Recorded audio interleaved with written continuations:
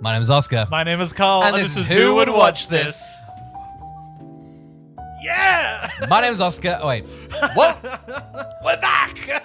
Welcome to Who Would Watch This podcast, where we watch a film, chat about the film, and try and figure out who would watch this. Today, Carl. we're talking about the Sydney Film Festival, which currently has 2 thumbs up from me and 2 thumbs up from Oscar. Precisely. You should go every year. Every year. From June 4th-ish or 3rd-ish To the 2 14th. weeks. There's 2 weeks where we get every film before the Americas. And fuck you guys. I saw a bunch of people on New York just went and saw this film like, me too for the first time ever. It's great to have seen the invite before like 40,000 people. It's pretty. It's good. it's a rush like nothing else. Carl, we love movies. Even though this podcast. I'm going to come out and say it. I don't. Okay, great. Me too. I've been holding on to that secret for too long. No, we do love movies, even though the proof would be that we hate 250 movies, but most other films we're pretty big fans of. Big fans of It's film. only one film a week I hate. But Carl, we just thought we'd do a little wrap up of what we saw at City Film Festival, give a little mention of what we thought, and just who we think would do a little watch this. And just is that crazy? I don't think nuts? it's crazy at all. I think it's actually perfect for us. Yeah. It's absolutely perfect for us. And I think we can say off the bat as well that we won't be doing spoilers. Yes. So you won't get spoiled for anything. Yeah. So you're free to listen, find out some great new indie recs that'll be coming to cinemas or streaming soon. Hells yeah. Carl, let's just straight up jump into it, okay? With the film we both watched at the start of the festival. Yes, our first film was The Invite. Oscar, give them the plot. The Invite, directed by Olivia Wilde, starring Olivia Wilde, Seth Rogen, Penelope Cruz, and Edward Norton, and it follows 2 neighboring couples who have been invited to a dinner party. Hubba, hubba, hubba. Oh my. Sounds hot. Sounds like a hot little rump. Speaking of hot, though this is off. This is off topic. Well, it's not off topic. It relates to the film. Do we not think Seth Rogen has found such a good look for himself? What, this sort of like age, like he's like 50, he's got the glasses. The way he looks in the studio from that point on in his career, this look of like... These browns, these like really like really dark good brown colors, great glasses, like a good sort of grey hair into the beard. Yeah. Like sort of how Steve Carell, I think, found a late look for himself. That damn little silver fox, you know? It's really good. It's hot as hell. They finally worked out how to make older people attractive. Yeah, thank God, finally, because I was about to throw up every single time I walked outside. Luckily, they fixed the issue. I never would have hooked up with a 50-year-old, and now it's all I'm begging for. I'm begging for a Seth Rogen type to just fucking ruin me. To just take me, to sweep me off my feet, and place me in bed and take care of me from tip to tail. But yeah, no, Seth Rogen's looking pretty good. And this film, I feel like... Everybody's looking good, if I could be honest. I think it's 4 hotties are on film. I feel like even Edward Norton's meant to be a bit of a fool. And even then, He's looking good. I've not seen Edward Norton in a hot minute. Not since Glass Onion. I don't think I've seen him in something. Yeah. And honestly, he's fantastic here. Let's get into it. Yes, let's get into it. So essentially, Seth Rogen and Olivia Wilde are planning a little dinner party. Olivia Wilde is quite, I want to say a bit neurotic, but I feel like semi in the right. Seth Rogen is a music teacher who's a bit of a glump, a bit of a glump, if that's fair to say. And essentially, it's just a straight, I think, an hour and 40 minutes of them coming over to a dinner party, and hijinks ensue. Immediately, I feel like we're given like 20 minutes of just their characters, really settle into them, and then when the 2 others do arrive, I feel like you're just given free. It allows you to be like, okay, I know these characters very well, and immediately understand these little nuances that sort of pop up. Really fun. I had a great time with it. Yeah, I did too. Awesome with a crowd. I think just like constant laughter with such a giant crowd. This was at State Theatre with like 2,000 people sold out on a Friday night. Actually, it was a great Friday night film. It is so quick-witted and so well written. Its pacing's off the charts. Yeah. For what is, what's great is a movie like this, and I think big props to Olivia Wilde, who I think is showing that Don't Worry Darling's a blip on her radar as a director. It's not one of those movies where you go, that felt like a play. Sometimes you'll watch those four-hander movies and you're just like... this was written for just a one... But no, this feels dynamic. The whole house, it's set on a stage because they get some of these really fun, interesting shots. The layout of like the building is like almost like a C. So you still get these like pervy like shots like through the glass, like Penelope Cruz and like Seth Rogen kind of having an intimate moment. Olivia Wilde sort of having like this daggered look. And it's just really... like feels alive. Like, it's It does. great. Yeah. It's super well. It also just like the blocking in it is unreal. Super. And so the camera's always moving. It's always feeling energetic. Yeah. And I think what's great about the movie too is it's so funny, and then I think its drama and emotion really sneaks up on you. Totally. And everyone gets a moment to shine. It is, I think everybody's fantastic in it, but did you have a favorite of the four? Ooh, I feel like Olivia Wilde, honestly. I felt like I very much liked these characters weren't really just cliches. I felt like they just had a bit of extra depth. Like, I don't think Seth Rogen was just a dickhead. You kind of understood. Everybody's really, really well lived. Even Edward Norton, who's meant to be just sort of like the fool and sort of like this like yogi sort of vibe, he still felt very grounded and real. He sort of has a bit of a backstory. Won't spoil it, but it just all felt very lived in. So when you sort of walk out the cinemas, you're like, oh, I want to just talk about these little, who was in the right in that little sequence there, you know? It's not just an idiot and someone, a straight man. Like, I feel like each person, you know, really adds to each other. So yeah, probably, I feel like Olivia Wilde was probably my favorite. Yeah. I think for me, I was really taken by Edward Norton because I think he has probably the least amount of screen time of the four. But he has a backstory and monologue that he does that I think comes out of nowhere and is so well written and acted. And it's just he's also sort of the turning point of the movie because I think once his monologue happens, you're in a drama. Yeah. And it's an incredible transition to sort of put onto him. But it was the most I was blown away and where I went, man, I forget how good Edward Norton is. Totally. I think he must have shed a bit of him being an asshole. Yeah, I feel like once you have that stank, I mean, even if it's like put on, it's just like you can't be a cunt. I think it's funny because, and we'll talk about him later, but I think Miles Teller's coming out of his also asshole stint of going, well, I thought my career was going in a certain direction so I could be an asshole, only for it to not go in that direction. I gotta grovel. I gotta play a dopey little fella and then get people back on side because I need a bit of that, you know? People aren't here for the Project X of it all, you know? That legacy's gone, you know? I just think it's great because Miles Teller's at a point in his career where he is now playing the loser, the middle-aged loser, which is so funny to me. It creeps up on you. I was just like, Miles Teller's 20. I'm like, no, he's probably 45 now. I'm like, damn, you know? He's in Hollywood years. Yeah. He's 50 now. He needs to find a silver fox look. Precisely. That was a big recommend on the invite. I don't want to spoil any more, really. Carl, who would watch the invite? I think it's for people that want an adult comedy. I think this is really going to fill the boxes for you. There's a real lack of comedies in Hollywood at the moment, and I think one that is so adult, and I think it's really good for... I know I talked about it with my partner for ages afterwards. I think as we're both married, I was like, I thought it was a really funny movie about married couples, and sex lives, and relationships. And I thought, this is so fresh to me. Yeah. And I loved seeing this in a modern setting. Totally. So I think that's for you. Oscar, who would watch the invite? Yeah, similar. I feel like just couples. I feel like it really gets those little nuances that sort of like glares across the screen. That I feel like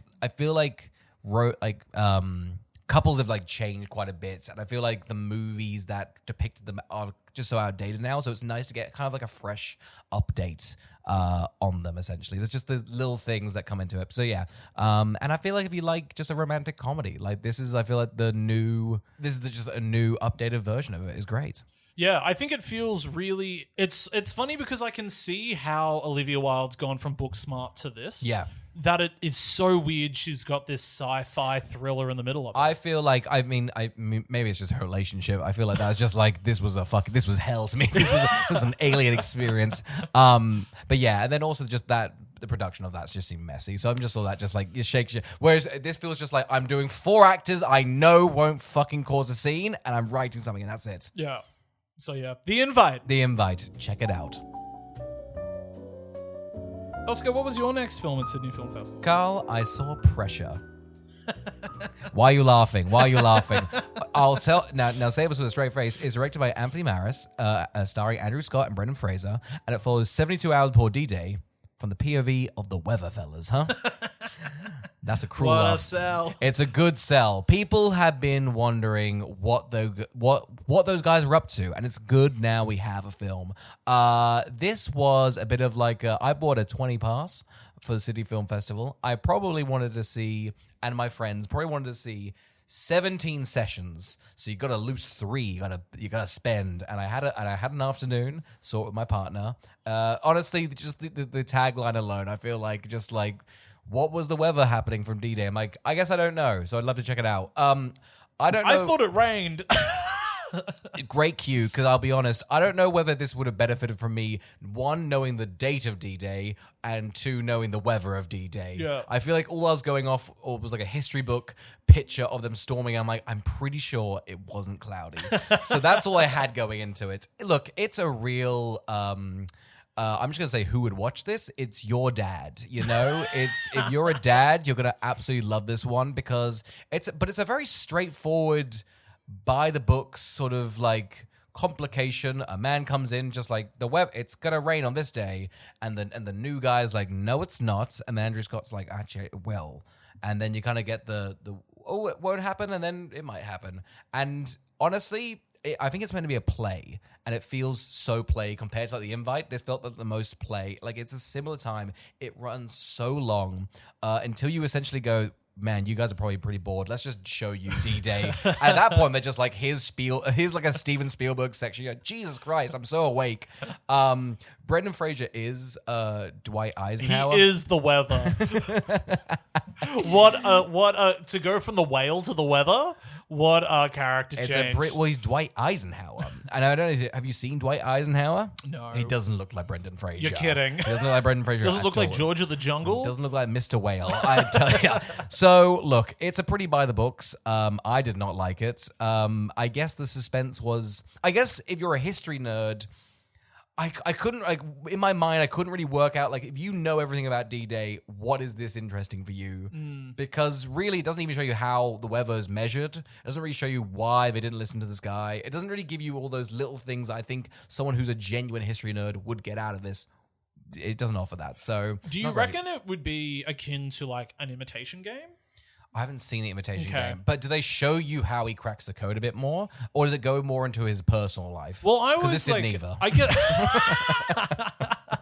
like, I mean, I remember one of the things about the Imitation Game was I was like, this seems like an interesting concept. We all know who this guy is, Yeah. And then I just could not understand that movie got the awards love and everything, and the box office hit that it was. I was like, the Imitation Game. The box office hit's crazy. It is just like what do you mean that weird little movie about bringing I think everyone was like, we love Sherlock. Let's just see I think it was the height of Sherlock. Yeah. And frankly, everybody being like, someone gay? Great.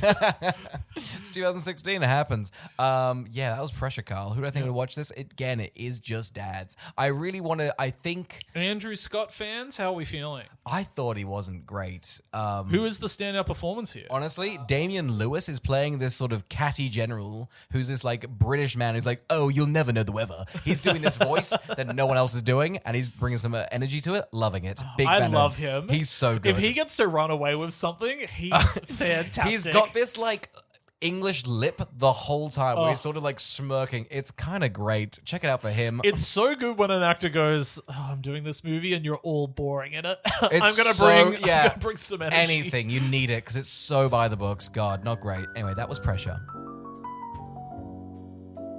Carl, what else did you watch? I went out and I saw a fantastic nature documentary. Now, my partner and I always go to the Nature Photography of the Year Awards hosted by the Natural History Museum. Yeah. When they travel into Australia, we always go, and there's a photographer there that's now won, I think, 3 or 4 times. Yeah. And he's made a movie before, and this is his second feature. And so you already know you're about to get some of the absolute most amazing nature photography, filming, everything like that. The movie is called Whispers in the Woods, and I wish I could pronounce this guy's name. I think I'm absolutely going to butcher it. It's Vincent Muna. It's not that hard. Assuming when I clicked on it. Wait, let me see. That's Gabriel and Glazer. You've mispronounced it very poorly. Go on. Well, I could do it. Let me butcher its French name. Le Chant du Forest. All right, there we go. The Le Enchanted Forest. Turns out I'm very good. Simply one of the most gorgeous looking nature documentaries I've ever seen. But what was awesome about it is that it was actually cut together with a narrative. And so we do have a grandfather, a father, who is the documentarian we're following, who is mostly behind the camera, and then his son. Yep. So you've got 3 generations of the same family, and it's about how the grandfather got his son really into nature and photography, and now the 2 of them are working to get their son really into it. Great. And so we get to see over the course of this big trip that they do through the forest, of just this son falling in love with nature and photography. Cool. And by the end of the movie, you are told that this bird that they're looking for, the grandfather's favorite bird, is extinct now. And they're now looking for the father's favorite bird, who is likely to also be going extinct. So it'll be the last time anybody gets to see it. Yeah. And when this bird you will actually get to see at the end of the movie, it's such a moment. I just burst into tears. And I was like, oh God, this is embarrassing. Looked around, everyone crying. Great. And I was like, oh, this is clearly, that's fantastic. this has really gotten everybody. Yeah. So it's really intoxicating. It's absolutely gorgeous to watch. It's probably not going to get a very wide release or be very easy to find. I have no idea what's going to be happening to it. But I would absolutely go out of your way to look for it. It also gets to shoot such fantastic animals that wouldn't usually get to see. Like they're ones that don't Lizards usually get are the never light. getting the light, and it just sucks. It's nice that this has got they give it a little bit of shout out. There is a moment at the beginning of the movie where you're following an owl, a squirrel, and this like other little bird as it like tears apart a tree and builds a nest, and you're following all 3 of them as they're trying to find them, and it reveals that all 3 of them actually live in the same hollowed out tree. That's and everybody great. gasped. It was such a moment where it was just, they all just started to pop out and you went, they all live there together. That's fucking adorable. That sounds absolutely amazing. It was one of my absolute favorites I saw at the festival this year. I couldn't recommend it to anybody more. Who's it for? Look, anybody that's into the nature documentaries. Yep. I think this is probably the best I've ever seen. It does have a really fantastic environmental factor to it, and then it also has a really positive outlook on what's happening to the environment. Yeah, lovely. And how we as people, if we keep sort of working in the things that we love and doing the things we love, it spreads awareness, Yeah. and that's how we can keep things alive. So I just had a fantastic time with it. But mainly, look, if you just want to see incredible imagery, it is just. You showed me some of this stuff. It looks just, I don't know, that fog. It's like they brought in a fog machine for it. Like, it looks adorable. Some of it, you just go, this is, like, they're just so patient getting it. And I mean, they also swap such interesting stories as well. And the son just is the most adorable kid. Yeah. You go, look at him. Look at you, you're fighting a passion forever. So high recommend on Whispers in the Woods. And Oscar, what was your next big film at the festival? I saw Teenage Sex and Death at Camp Miasma by Jane Schrodenberg, starring Hannah Einberg and Gillian Anderson.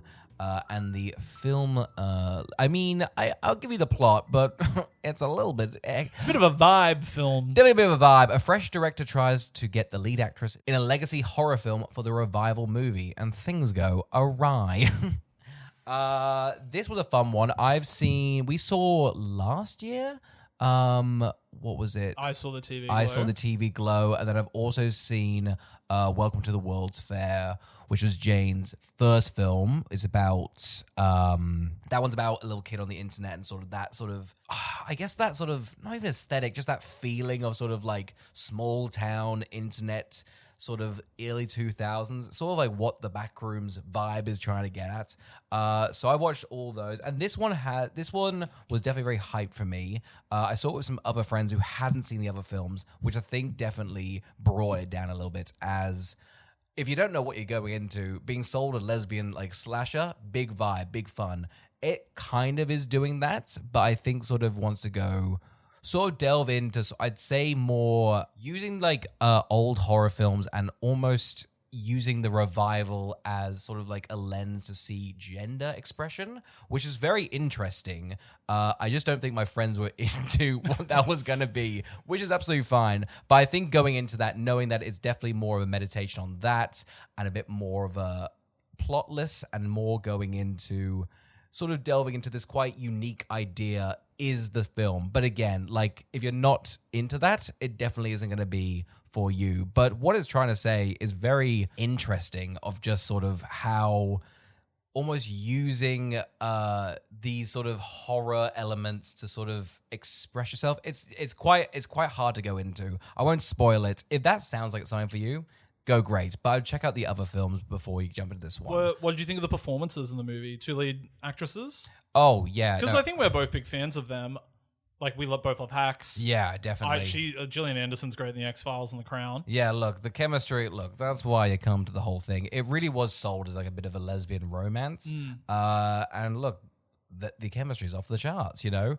I feel like Hannah is doing like similar, it's also stripped back and sort of doing not a Hacks performance, but like, you know, similar to what you've seen. And then Gillian is sort of giving it sort of like an old starlet, you know? So I don't know. Those aren't really meshing for me, but I kind of understand what they're trying to do with that. Rather than, I feel like Gillian's more meant to represent sort of the old Hollywood system, you know? It's kind of one of those films. Like, you're sort of like, oh, it's not all clicking plot-wise, but if you sort of take a little step back and understand what they're trying to do there, then that's working, you know? Who do I think is going to watch it? I feel like if you've watched the other 2 films and are aware of this sort of film, you will like this. But if you haven't heard of it, I don't know. I've seen a lot of it being like top horror films. I'm just like, I don't know. You're definitely not getting a straightforward horror film, if that makes sense. Yeah. Do you think it's more out there than I Saw the TV Glow? No, I think it's a lot more, a bit more linear. I think that might be the problem. I think it starts off quite linear and you kind of think you're getting what you're going to get. And then it kind of does similar to what I saw the TV Glow. So again, the people that I saw it with were on board with that sort of trajectory. And then to sort of not have that at the end, sort of made it a bit messy. But for them, I quite enjoyed it. How was it visually as well? Because I think I Saw the TV Glow's got such an interesting visual look, and obviously this is their 3rd feature, so they probably learned so much more about how there's a beautiful like sequences of sort of like painted like canvases. It's definitely going, and I guess just that 80s, it's my favorite part of the whole film is like almost this starting sequence. It's like it's honestly, who would watch this? It's for us little freaks that like little slasher films, because it essentially starts with almost like the starting Halloween-esque. The character's like a sort of like a pyramid head, or like sort of like a Freddy Krueger, and then sort of it has like the timeline of it, sort of getting to like almost the Jason X, if that makes sense. So it has like a sequence of like all the VCRs, sort of like the news articles, all the reviewers kind of being like, Jason X goes to Hollywood, what a stinker, you know? So in that regard, it's great, you know? Yeah, okay, cool. Where do you think them as a filmmaker is going to be going next? Oh, they can go wherever they want, I think. You know, I feel. Do you reckon that this is? I think that honestly, the marketing has probably going to make enough people go see it to get the profits for them to go do another one. Which great. I wonder it'll be interesting because they're obviously doing a meditation on Hollywood as well, on top of the other stuff that's happening in the movie. If they will be coerced into doing more and more linear storytelling, or whether they'll get to continue to do their more. No, what I would say is probably like maybe like an Angry Birds 3 is probably in the future. I'd say that I could see them doing a Minions. Yeah, I think so. I really think that world kind of needs that lens, you know? I think personally, you know, what are the Minions really, you know? Who are they? Who's Carl? What is a banana? What is a banana? But yeah, that was Teenage Sex and Death at Camp Miasma. The next film I saw was Minotaur, which took I think it was the Grand Jury Prize at Cannes, and then it also ended up winning the major prize here at Sydney Film Festival this year. Minotaur is actually a Russian movie. It's the director's follow-up to Loveless, although I think there was a movie in between it. Minotaur is probably going to be a better movie to not have too much spoiled for you. So I hesitate to go too much down the path of it. But just in terms of setting up the beginning of the film, it is about a small town that is asked to fulfill the quota of who are non-essential workers to send to the Russian war. Cool. What time period is this? It's current time period. It's Russia versus Ukraine. Oh, Russia, yeah, hectic. So it's very on the pulse of that, and it is showing you a peek behind the curtain of modern day Russia that I personally hadn't been seeing. There is that sort of ends up being the B plot to an A plot that ends up unfolding. And I don't want to spoil what that A plot is. This is a very patient film, and I think it's probably I thought it was very slowly paced. It definitely comes together at the end in a really thematically rich way. And I really appreciated all the performances in it. The supporting actress in it is unreal. But I did think that the more interesting subject of the film was everything happening with conscription in the country and how that was being handled and how that has a class system to it on its own. Yeah, gotcha. To see modern day conscription sort of just told to you so bluntly was just so interesting to see. And they've done obviously it's not shot in Russia, and they've done an incredible job shooting it outside of Russia and making it look like Russia. And the director was actually there that night and came out and did a Q&A afterwards. Cool. And everybody was like, how'd you get this shot? And how'd you do this thing? And he was like, that's actually CGI. There's incredible stuff with trains and really fun shots and billboards. They go into the marketing campaign of trying to get you to register to go to war. Yeah, and that's so what interesting. money you will get and how you can further your career and your life. Yeah. And the people that are coming back and everything I like that. feel like for conscription, it's not just the oppressive, like, you'll sign up. It has to be sort of coerced. It has to be positive. Yeah. So it's just, I just thought everything to do with that was really interesting. And obviously it's an anti-war film. Who's pro-war these days? Yeah. It's a pro-war film. It's like, ugh. But yeah, just everything that's really happening to do with this family and this guy's choice as to who he wants to take from his company and send them to war and lose them it's very interesting. Yeah. I wish it had been slightly faster paced, but it is so well directed. Cool. So confidently directed. And a part of me thinks I thought it was slowly paced because it started at like 9 p.m. on a Friday. It goes for like 2.5 hours. I feel like honestly, when it comes to like reviewing movies, you gotta be like, what state were you in? It's just like 9 o'clock. You know, I think you watch, you're like, I'm getting out at 12. You know, after you've already done a few films that day, you can be so tired. And we can both talk about it right now. Sitting at the dress circle at the State is not the most enjoyable way to watch a film. Yeah, look, State Theatre, you know, we're coming for you. Because down in stalls. In stalls, gorgeous. Wow, my God, the first class of the movie Yeah, experience. it sure is. Well, but I gotta tell you, when I'm buying $7.50 GIO popcorn and sitting in the frickin' and I've got a guy in front of me, his head's coming into my knees. It's hard to enjoy Minotaur. A lot of films I was up there, and it just, I can't, what am I meant to do? You know, it hurts. It hurts. But yeah, I do want to give full props to Minotaur, and something that I'll be critiquing about a movie that we both saw later in how a family dynamics played out and how it is to cast a movie. Everything to do in this movie revolving around the center family, which is a father, mother, and their son, feels really lived in, feels really cold and calculated, and it really feels like these two actors are demonstrating the parenting that has produced the son, and the son's acting off of that. Yeah, great. And so it just felt really, I just went, wow, this is... lived in?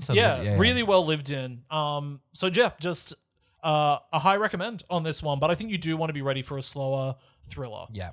Definitely a drama. So yeah, Minotaur. Carl, who would watch Minotaur though? I think if you want... Surely you've enticed me. I just think actually seeing that Russian front of an ongoing war, it sounds interesting. I think it's an incredible pitch. It's almost a shame when it shifts gears and goes into a different plot. Yeah. But as I said, it does come together again at the end. I think if you are someone that really loves a quiet, slow thriller, it really is for you. It'll probably be your bag. Like there was people coming out of the cinema that just loved it. Yeah, great. Yeah, and I think the setting itself is awesome. The director said that he has a real interest of doing a movie set in a current time. So he is trying to do a different film, but he set it during this time period that's current. And that's just inherently made the whole thing more interesting, in my opinion. And that's why I thought it was a shame that it clocks into a different plot after a while. But as I said, it definitely influences. It doesn't just leave loose threads. It comes together. So yeah, Minotaur. Carl, we then also watched a couple movies together because, believe it or not, I know the rumors are out there, but we do like each other. We spend time together. We spend time with each other. So we thought, hey, You want to go see a freaking naughty polar bear? This was pitched to us as a naughty polar bear. It's thrown out of its village and caused a scene. As a documentary, we went, wow, we got a lot of people coming to this. A lot of people were keen because that's a great pitch. But do you want to go into Nuisance Bear? Yeah, so Nuisance Bear was the one that I was really rallying for because I read the plot that was basically like, this bear's a nuisance. And I was like, that sounds fun. That sounds like a good environmental documentary. The film follows a polar bear safari, and essentially this is a tour group that gets to show you polar bears. Essentially, there's one that's a nuisance, and that's less of like a haha fun, like, no, this one's attacking. So they drug it and then essentially fly it over, 50 miles north to get rid of it. And the film follows that polar bear,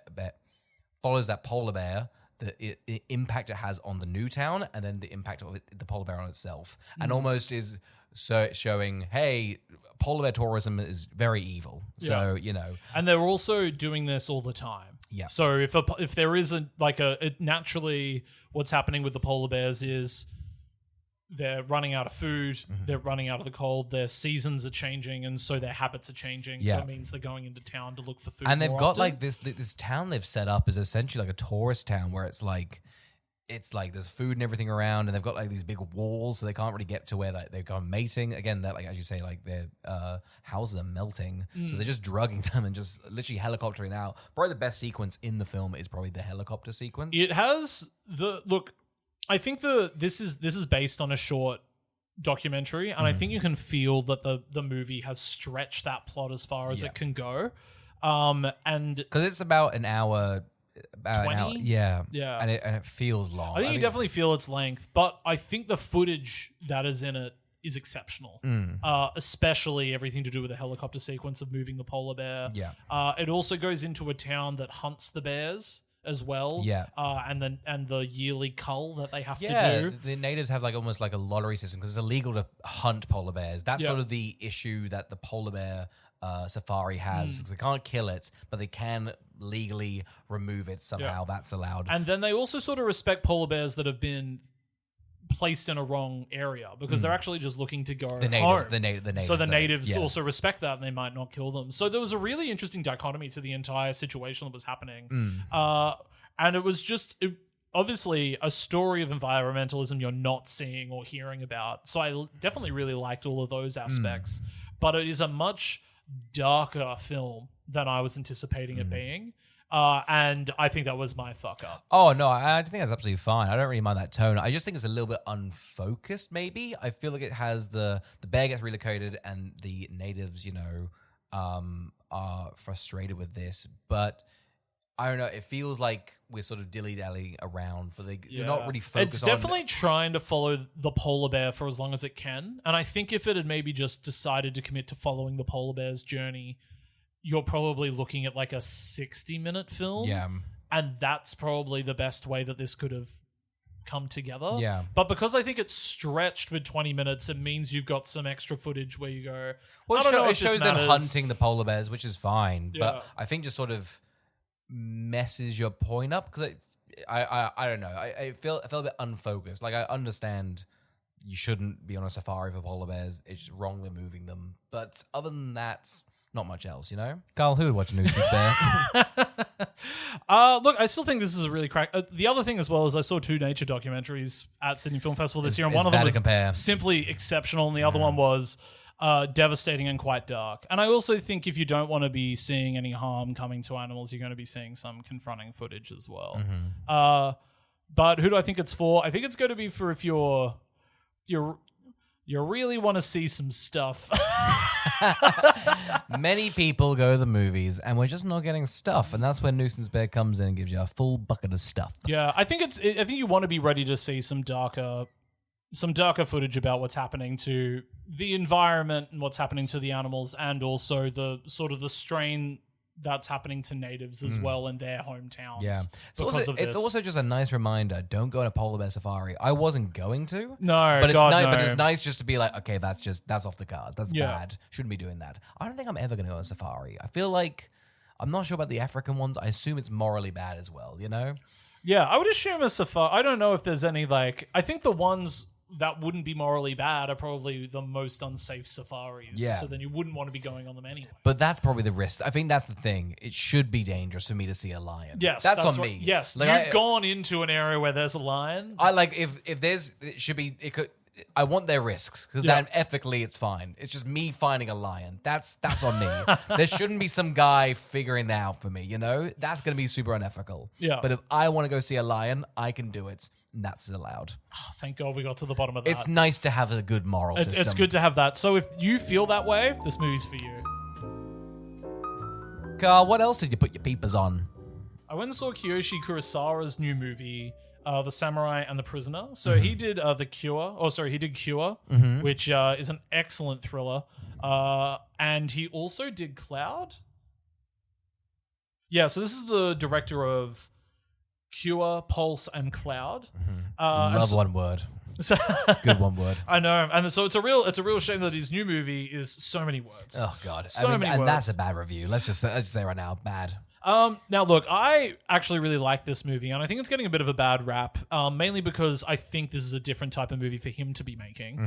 It is not as dark, gritty a thriller as anything he's done. It's actually a real period piece, more in the style of like old Kurosawa movies. Oh, wow. And I think he's really captured that feeling of them, which is What awesome. period are they doing? So it's samurai era. Oh, I got you. Yeah. And it's a whole movie about divine punishment. And so it's cut into 4 seasons. It's about 2.5 hours long. And it's about a samurai that decides to take a prisoner, which is you're not meant to do as a samurai. You're meant to kill them. Yeah. Or they're meant to bow out and become a part of your clan. Yeah. This samurai decides to keep his prisoner alive. And because he's going against the morals of a samurai, it causes the people that are living within his castle to start acting up, start spreading rumors, to start question their faith. And so what we have is every season there is a murder that must be unraveled. And so we sort of have almost a Poirot samurai Cool. who is trying to unravel a mystery every season, and each mystery's Why every season? Is it there's almost like a killing that just by chance?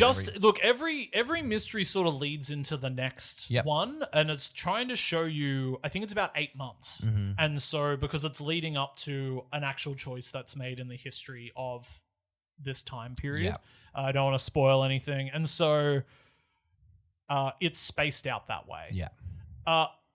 Some people thought it was too slow. It's a very verbal film. Doesn't have a lot of action to it, which I think is also a bit of a change for this director. I just love a samurai sword. Let's put down the swords and chat it out, which is great. You know? Honestly, and it looks so beautiful. I really could have just sat there and enjoyed it the entire day. I saw it at lunchtime. It was sort of the perfect time to see it. Yeah. But I think it really comes together at the end. And I understand for a few people it's probably too little too late because it is such a long film. I think it committing to doing 4 segments probably is what fucks its pacing. Yeah. I think it doesn't need to have 4. I think if it removes its second one, its first, third, and fourth stories are really strong, really feed into each other nicely, that I think that would have made it really tight. Yeah, the second they just go away for spring, like just have a holiday. Yeah, the fact that they're just like, where should we go? What if we hiked? But everything that it does want to discuss is so interesting. Divine punishments are very cool. I've never even heard of that. It's really good. It's sort of feeding on ideas of religion, politics, and rumors that feels so current and so fun to have put in this time period to unravel them. Totally. And so I think it's operating in a really fun way. But I can understand that if you were going in and expecting a different movie. I mean, off like the filmography there, you're a bit like, I want to see some guns. Absolutely. Yeah, you know. Yeah. Like, especially too, because you go in blind, you don't know what the formatting's going to be. So it was, for me, I was like, oh, okay, so we're going to be doing this like every season. There's a part of me when it began and I was like, this is sick. Like, they're going to be... I think that is the problem with all these films, is that there's really no word of mouth. So I think you've just... And some films do need a little bit... By the way, it's a slow one. Yeah, so when the first mystery is sort of like done within the first like 35 minutes, you go, oh, okay. And then another one happens and you go, oh, this is what we'll be doing. Yeah. But when it begins, you go, this is I think that's it. so You're always trying to cool. figure out the film, you know? That's Yeah. the problem. And then once you figure it out, you're like, okay, got it. Now I'm on board, you know? Which I always find is because these movies come out, they've got no trailers, no reviews, anything like that. It is always really fun because I find when you sit on them for longer, you like them more. Yes. Because your expectations sort of settle and you start thinking about it more. I think you're sort of like, okay, I do want to rewatch that one, you know? Yeah. There was more, it was a two-timer, you know? Yeah. But yeah, no, great. Who would watch it? I think if you do love an older samurai movie, not one of the more action-focused Kurosawa? ones. Yeah, but I think the ones that are slower, this is really gonna scratch an itch that probably hasn't been scratched in a while. It really feels like they took a focused look at how those movies were constructed and look visually and how they're paced and how they're acted even, and we're giving that to you again. Great. So, and the lead actor and his character, awesome. Yeah. Just awesome. Just such a sick character. Loved him. I haven't stopped thinking about him. The movie sort of comes to a choice that character has to make, and he makes this awesome choice, and you go, this is a really cool character. Brilliant. So yeah, The Samurai and the Prisoner. Oscar, what about you? Carl, I also watched The Fox, which is an Australian film by Dario Russo, starring Jai Courtney, Emily Browning, Claudia Dumont, Damien Herriman, and Sam Neill and Olivia Colman do voice work for it. And the fox is that a cheeky little fox, played by Olivia Colman, chats to Jai Courtney and says, hey, I can make your wife the perfect spouse. This was really fun. It's an Australian comedy, which honestly, bit of a, ooh, I don't know. We don't always nail. We don't always nail comedy. Sometimes you can go, oh, I get you've written a joke, and that's okay. This definitely goes, it's very funny, and it also is using Australian comedy. Almost a lot of it is just Jai Courtney screaming at like obscenities at a bird and Sam Neill telling him to fuck off. And just our accents, that works. Yeah. Like our arguing and that sort of like juvenile sort of like prisoner-esque vibe is funny, and I'm glad to see it on screen. Also, just the idea, essentially Jai Courtney finds just a hole in the ground, and the fox, Olivia Colman, says, hey, throw your wife in that hole. And he's like, oh, I'm going to do that. Like that sort of comedy. So it's very absurd. The fox puppetry is really funny. Really good. And I just think all the performances are fantastic. And yeah, it's got that sort of like eerie, not sci-fi, but just sort of like a bit of like it immediately starts with them talking to the animals, and no one addresses that, hey, the animals are talking. Just they're immediately all on board. Every single character in the film. It sort of gets, without spoiling it, it sort of gets a bit hot fuzzy, a bit World's End. It feels a very Edgar Wright-y plot-wise, and I was all on board for it. So every single turn and twist really works. I absolutely loved it, really, yeah. Do you reckon it's going to have some staying power in Australian cinema? I hope so. I mean, so often we don't get, like, there's like maybe a couple of Australian films out, and they're all great, but it's nice to see an Australian comedy that I think lands. I hope it connects with people. I hope people go see it. There's a lot of big names attached to it. I mean, Claudia Dumont, I can't remember, I think she's from The Boys, really funny in that. She's just playing this like very rich wife of like a doctor. I just feel like every little comedy beat really lands. But yeah, I feel like Olivia Colman, people going down her IMDb, maybe they'll check it out. Yeah, no, I just think Australian comedy, good for them, you know? Yeah, and genre as well. It's good to see some genre filmmaking. Yeah. Like any excuse to do some puppetry. Oscar, who would watch The Fox? Oh, I think it's just like a really I feel like if you're into your comedies, I feel like Australian I feel we're getting a little bit, we've had a bit of a slump. I think we're getting a little so this is a bit of Australian comedy renaissance. I'll say it right now. I'm fingers crossed. I'm hoping, guys. Please. Yeah, it doesn't compare to any other Australian sort of feature. Could you be like, if you love The Dish? Well, here's the thing, Carl. Everyone loves The Dish, so I can't. Is it completely glowing? Everyone loves The Dish. Yeah. It's similar to The Dish. It's bang on like The Dish. For not Australian listeners, because we know a lot of you aren't, The Dish is a movie that isn't particularly good. But similar to Pressure. I bet you guys are wondering how they got all the satellite footage from the moon landing. Guess what? Big satellite in Australia. Yeah. We did the transmission. They sort of famously made the castle to try and get the dish made, and we all as Australians went, nah, we love the castle. Castle's good. Castle's good. We love the castle. I just think that sort of sense of comedy, that sort of, all right, oh yeah, that sort of deadpan is kind of on display here in this film. And honestly, it's similar to the Castle's deadpan humor, but honestly, it knocks out of the park like the dish. Carl, what else did you freaking watch? I saw Fjord, which is did get the Palme d'Or at Cannes. I also had tickets to it. I was too tired to watch it, so I didn't go. And then you guys came out of the cinema and went, it's the best of the film. I thought this was the best of the fest. I watched the freaking soccer. Did I make the wrong choice? Australia won too. It's all wins. We also got wings. Yeah. So it's hard to... We got wings, we got poutine. Here's the thing. My life's too good. I had 2 good events on. Yeah. Sue me, Sorry everything happened. Would it be better if we got waffle fries? Yeah. Yeah, I did. I'm glad. It's been a while. I'm glad we did it. I'm glad. We should have talked about it Yeah, more. but how was Fjord? It stars Sebastian Stan re-teaming with Renee Riensby from... They were both together in A Different Man. Oh, she's also in Backrooms, so she's having a real moment. Yeah, she is in a big moment. Look, there's no way around it. This is going to be a very challenging movie for some to watch. It is about a family from Bulgaria who move to another country. They are a very heavily Christian family. They move into this new country. They start to have their life. They start to unravel. And then one day, their children come to school with bruises on them. And the teachers decide to intervene. And it is the unraveling of whether or not these parents have or have not beaten their children. Similar to Anatomy of a Fall? I would compare it to Anatomy of a Fall, except something about this movie is riveting. So when I talked about Minotaur before being quite slow, I just thought Fjord was so well paced, so well written, and is probably one of the best edited movie I've seen in a long time. It begins all of its pivotal scenes seconds after the information you needed to have worked out what's happening. So you're constantly unsure as to what has occurred. Great. It's so good to have your own beliefs challenged the entire movie, and really interesting to see a conservative Christian family in a media circus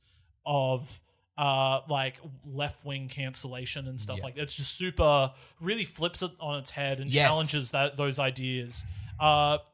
I think just let's see the people for who they are, and then sort of the whole, and then I don't know if I'm seeing the film, but using the politics of that. It's incredible politics, and it's also we could do X in our country, and it's well, you're not in your country. Which anymore. country do they move to? It's about a family that moves from Romania to Norway. Oh, hectic! Great, yeah. So it's also all of those different living arrangements, how they talk to and so the movie's also in 3 different languages. So I just thought it was magnificent, and these characters, you know them. I think if you've been in a small town, you really know these people that you have a bad vibe, but I don't know if you've ever done anything wrong. Yeah, gotcha. And it's such a fine line to walk, and Sebastian Stan is... Because that's nothing of you. Yes. You have not done anything. Yeah. But there's something as an essence to you. You're and is that your prejudice? It sounds great. And I don't think Sebastian Stan's going to get the roses he deserves, but to ask an actor to do a performance of, you have to be giving enough of a bad vibe that people think something bad could have happened, but not so bad of a vibe that they know something happened. Yes. And it is a fine line to walk, and him and Renee both have to do that, and they do it exquisitely. God. So I just think you'll be hearing about this movie for the rest of the year, but also in terms of a movie that is about parental abuse. I haven't seen it depicted in this way before in such modern media in a different country. It is really, really interesting to watch. Great. And so I think this film will be around. Yeah, great. Who would watch this? Guys, I think if you want to watch one of the best films of the year, it's time to go watch Fjord. It's won the Palme d'Or. What do you reckon Oscar-wise? Is it? I could see it. I think it's probably going to be... It's Neon. So, Neon's obviously they got a Nora to that Oscar win. So I think they do well. I could see this being a bit of a Anatomy of a Fall or a Triangle of Sadness. Yeah, great. Where I think it's probably going to get some script, like a script nom, an editing nom, might get some acting noms and a picture nom, but not win anything. Yeah. But I absolutely think everybody should go out and watch this one. God, if you like an adult like drama, this is like as good of an adult drama as you get. This is the vibes of you've found yourself accidentally watching something on SBS and you go, holy fuck, this is great. Not again. It keeps happening. I keep putting SBS on demand on. It's a freaking crime. Is that a crime? Oscar, your second last film of the fest. I got History of Concrete, directed by John Gasp. Wilson. Directed by John Wilson and starring John Wilson. If you haven't seen How To with John Wilson, he's got a HBO show where he goes around New York and has essentially filmed a bunch of various B-roll, and then he himself essentially have a mission for the episode, be like, hey, I want to try and figure out what the goes with scaffold. And he will be going on a bit of a mission, going down rabbit holes and whatnot. It's so funny. Massive recommend of the show. It's on HBO. It's just so seeing what they get, the shots they get of New York, and then tying that into a message, and then also just sort of him going out and finding these people and seeing what they allow them to do. I don't know what is going on in New York, but this seems like it's just very commonplace that everyone's got a story and everyone has a unique little thing. And then constantly it will be down a rabbit hole, have a beat, and then be like, back to scaffolding. So really fun. So I'm a big fan going into this one. It's essentially him going, hey, let me do an hour and a half episode of me trying to figure out the history of concrete, and it'll go down just various rabbit holes. At one point, he'll go to a funeral home for someone who's died, and then on the wall she had her husband's tattoo essentially skinned on like a picture frame. And he went, that's disgusting. And then he goes to the people that do the tattoos thing and then follows his little narrative. And essentially, I won't spoil it, but that all ties into itself. It's essentially just an extended episode. It's so funny. If you love the show, you're definitely going to love this one. Big recommend. Very funny. Who would watch it? Honestly, if you like a little bit of B-roll, constantly if you're on YouTube, Wanna sell? Yeah. I mean, here's the thing. I just love that. Who doesn't love a bit of B-roll? Honestly, I do actually think that was probably the mission statement of the show, and then it's just evolved. But I just love seeing little things, being a little perv. It's great, very funny. Carl, we also checked out the final film, and we did it together because we thought, hey, intimately, this works. We watched Paper Tigers. Yeah, went out and we watched Paper Tiger with Miles Teller, Adam Driver, and Scarlett Johansson. It's James Gray's new film. You would know him from Ad Astra and the Lost City of Z and Armageddon Time. Mm-hmm. Have you ever seen a James Gray film before? No. I've been meaning to watch Ad Astra for so long, but it's not on anything, which is a bit annoying. But I have. They should add Ad Astra. Don't fucking make that joke. I've already made that joke to SBS and many others, and they've not been pleased with me. No, but I've heard Ad Astra's great, slow, but great. Yeah, slow. I think he always does. I think I've seen The Lost City of Z and I've seen Ad Astra. I kept thinking you're saying World War Z, and I'm just like, wow, I can't believe this guy did this. But yeah, look, Paper Tiger, really great, easy, straightforward American narrative about a family that gets embroiled with the mob. Yeah. And I think that's all we really need to say about its plot. I think so. You got Miles Teller and Scarlett Johansson, they're a couple, and Adam Driver's the uncle, and it's sort of a cop and is tied in the world and sort of, trying all things. Miles Teller's playing it as a goofy dad, just trying to get by. Adam Driver is probably one of the coolest characters.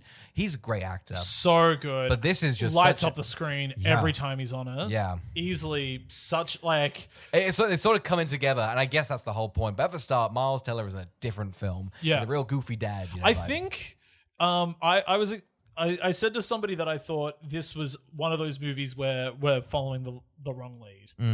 We're sort of saddled with Miles Teller's character, but I really think that there's a better movie here where we follow Adam Driver. All I wanted to see was more Adam Driver. Just how he sort of moves through the film, his confidence, and I just almost think we can get glimpses into sort of how he's operating and why he's operating, and then constantly go back to Miles Teller just like, I'm spooked. I'm like, I know you're spooked. I get why. I get why.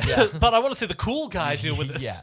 And so I did think the movie has 3 key sequences that are exceptional. Like, I think there is its climax has some shots in it where you go, I'll see that in a YouTube video of like best shots of the year. Yeah. You know, it looks gorgeous. And I don't think it's a spoiler, but it's very reminiscent of Heat almost. Yes. It's like a low key heat. Yeah. It's like, it's warm. It's tepid.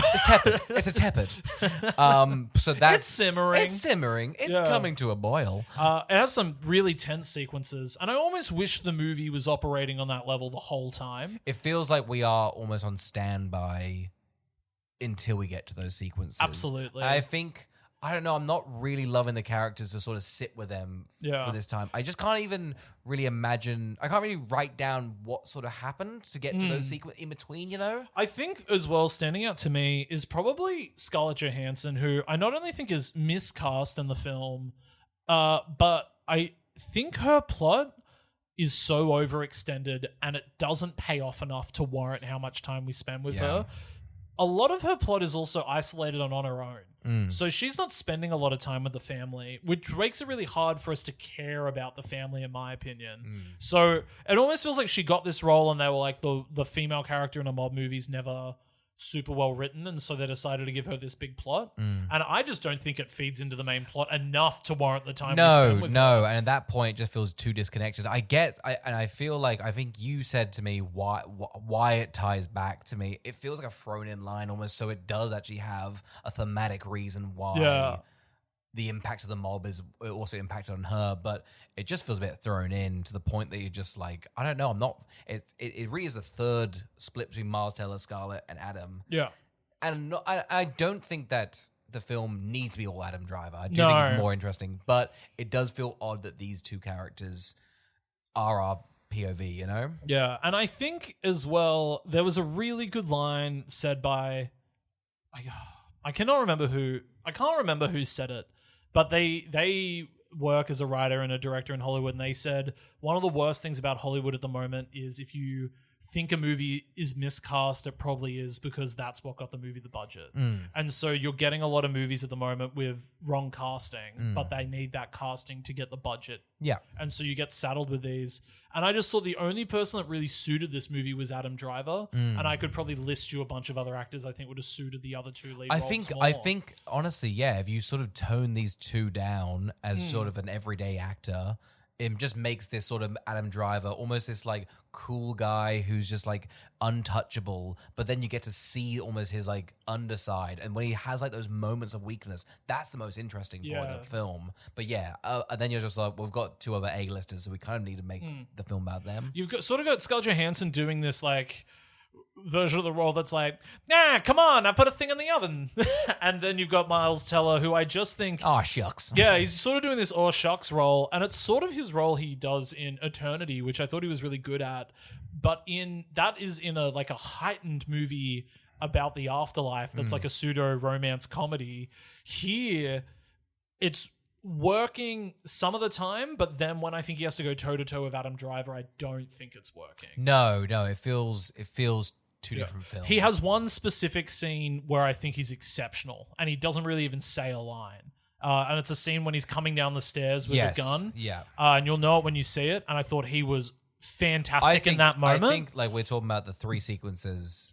Is that one, there's an earlier one where essentially the things go awry, and then the final scene. Yeah. Those are the key moments. That just stays. Yeah. And then that's the thing. I can't really remember anything else really. But those scenes are just so good. Yeah, they're so good. Yeah. They're these 10 out of 10 scenes sort of in this like 6 out of 10 movie. And so it just sort of, they just really stand out, but they're still super engrossing. And I don't think a movie's a write-off. I think your dad's going to love it on like a Sunday afternoon. And if your dad's got a brother, he'll love it even more. Oh my God. I've got a brother as a cop, so that works out great. This works out great.